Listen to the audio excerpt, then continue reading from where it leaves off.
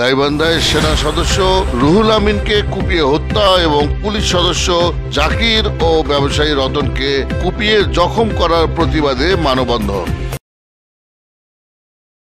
আসসালামু আলাইকুম। এমকে টেলিভিশনের নিয়মিত সংবাদে আপনাদের স্বাগত জানাচ্ছি আমি শারমিন মিনা। এতক্ষণ শুনছিলেন সংবাদ শিরোনাম, এখন ডেস্ক থেকে বিস্তারিত।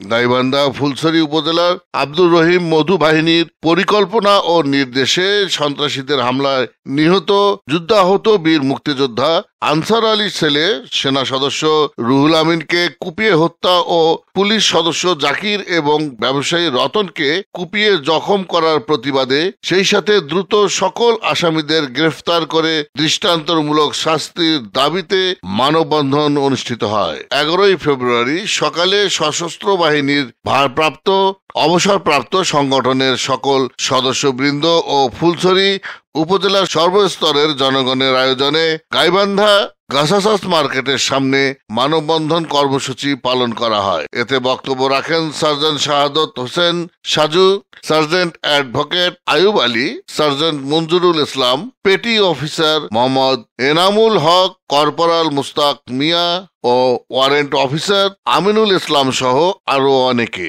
মানববন্ধন শেষে জেলা প্রশাসক ও পুলিশ সুপার বরাবর স্মারকলিপি প্রদান করা হয়।